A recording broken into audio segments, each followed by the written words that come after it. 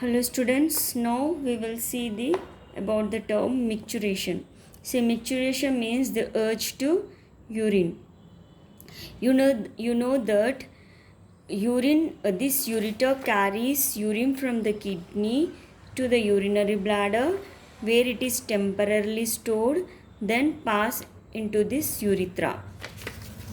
That when we have urge to urine, it will be passed out of the body. That is, we call that as micturition. So urine, you know that urine is temporarily stored in bladder. Bladder means urinary bladder. I told you that this urinary bladder is there are two sets of circular sphincters. See, two sets of circular sphincters here at the opening of the urinary bladder. This is the opening of the urinary bladder. This is urinary bladder.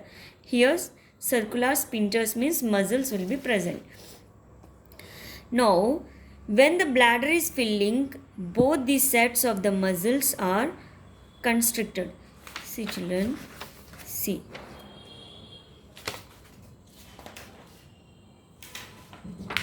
Here you know that this is bladder. It is surrounded by circular sphincters. When bladder is filtered from here ureter, you are getting this ureter carries urine into this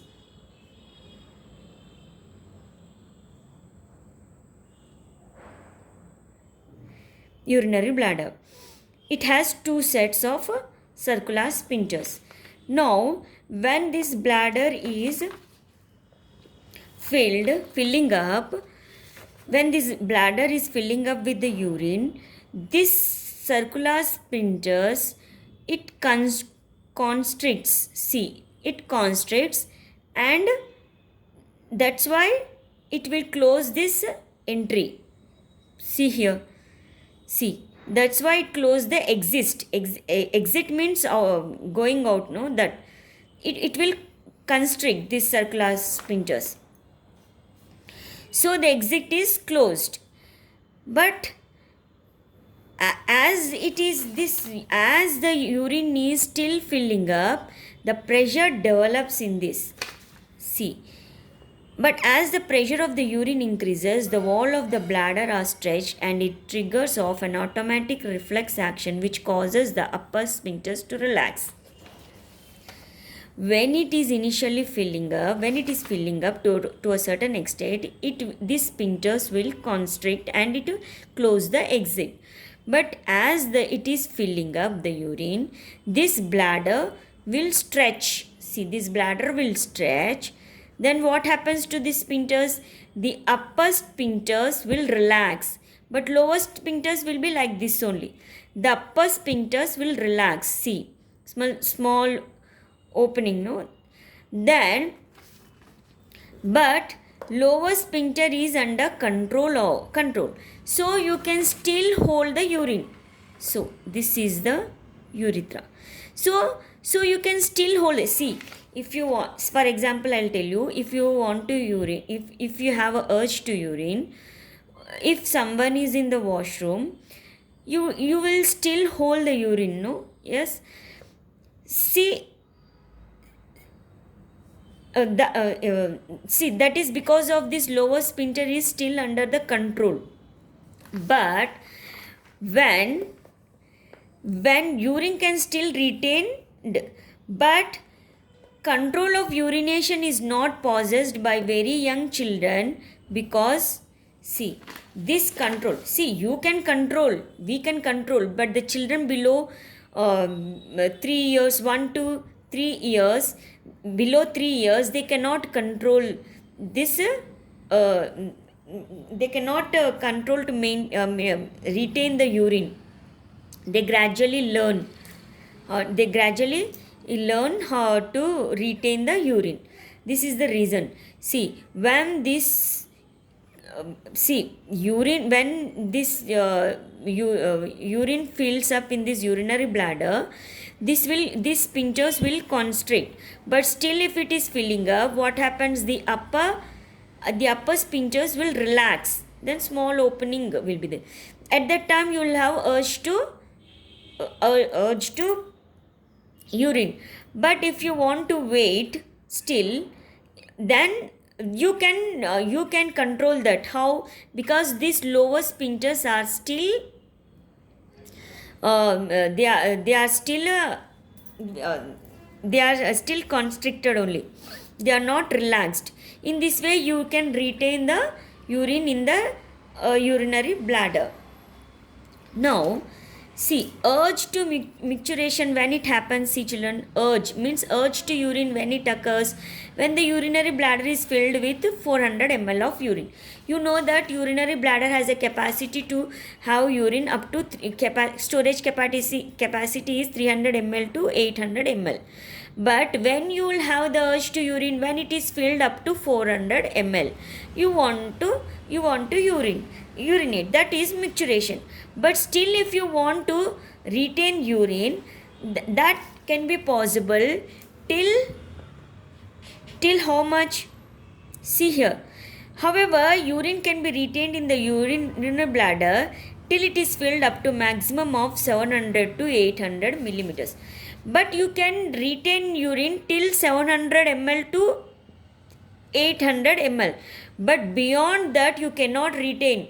If someone is still in the washroom, you will urinate there itself only voluntarily, because you cannot, it will be painful. If you want to retain that, it will be painful for you, and you will urinate voluntarily there itself. So you can see, you want to urinate when the urinary, you have the urge to urine when the urinary bladder is filled up to this 400 ml.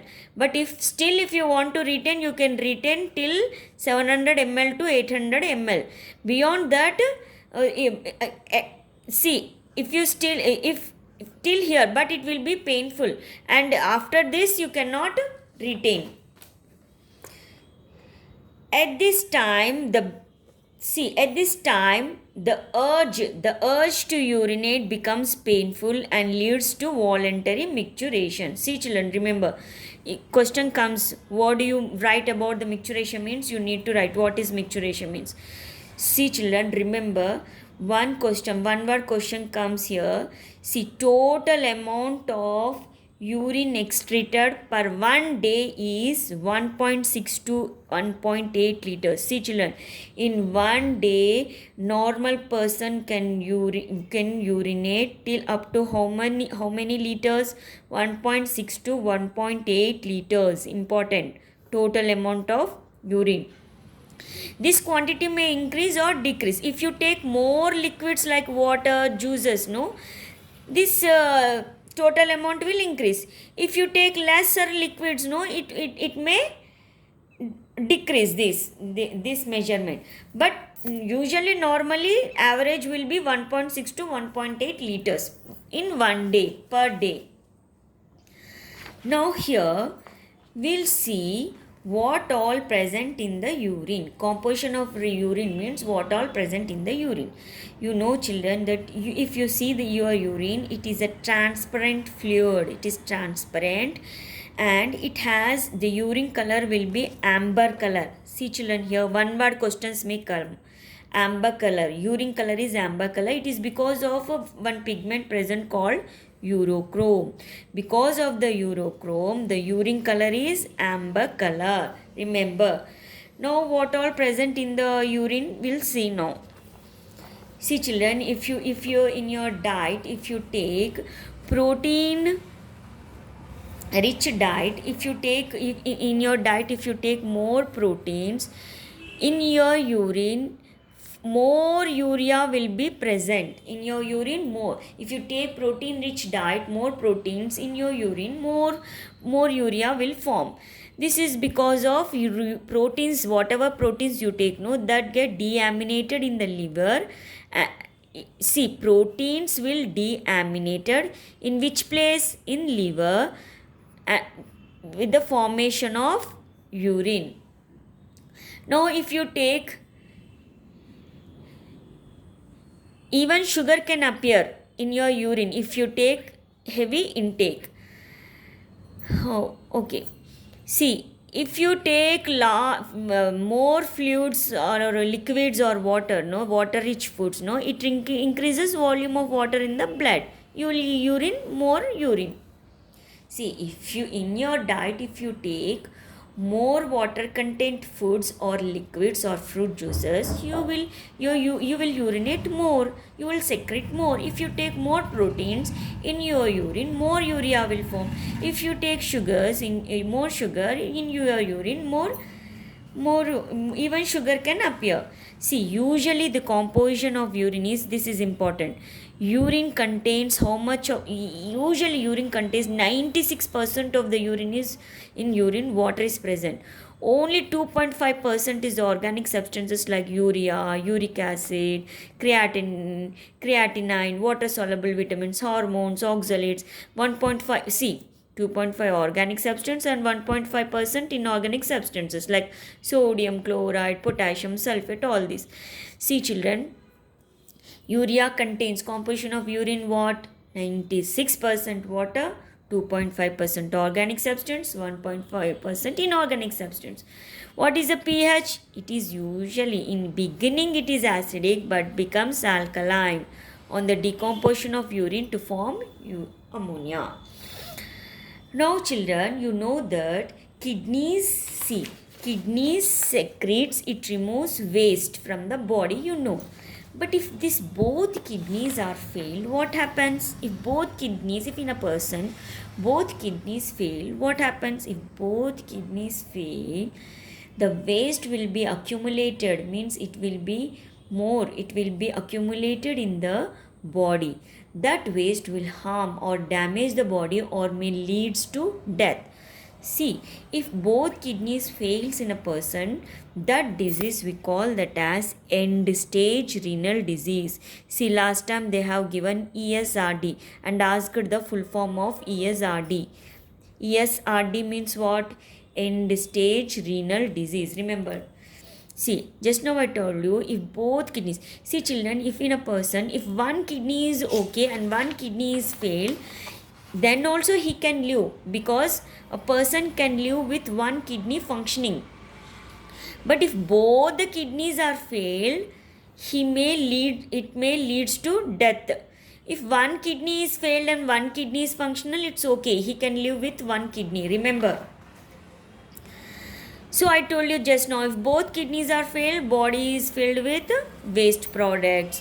This condition we call it as uremia. See children, what is uremia means? What do you mean by uremia? Uremia means what? Uremia means if in a person, if both kidneys stop working completely, then their body or his or her body is filled with extra water. Water is also, see, extra water is also not, is harmful to the body. It should be removed in the form of urine, no? So the body is accumulated with extra water and waste products. This condition is, we call that as uremia. If extra water accumulates in our body, what happens? Our hands and feet will swell.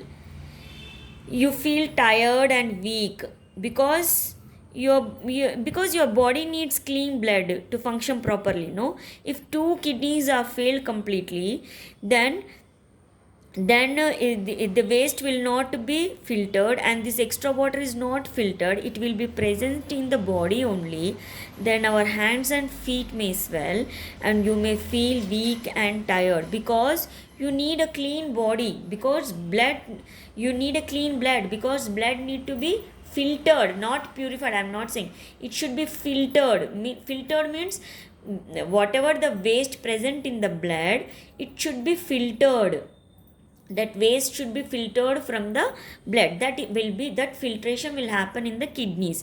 If both kidneys fail, then you will feel tired and weak because this blood is not cleaned or filtered. You need a clean blood to function properly. Suppose if in a person, if both kidneys are failed, what will be the solution? See, last time one question came. See, if in a person, if both kidneys fail, what will be the solution? The solution will be one, artificial kidney, that we call it as dialysis machine, and another one is kidney transplantation. See children, kidney transplantation is the best one. It is the best and long term solution. See, you have two solutions. One is artificial kidney or dialysis machine, and another one is kidney transplantation is the solution. Now we'll see about this dialysis machine. Kidney transplant. See, best solution will be the kidney transplantation.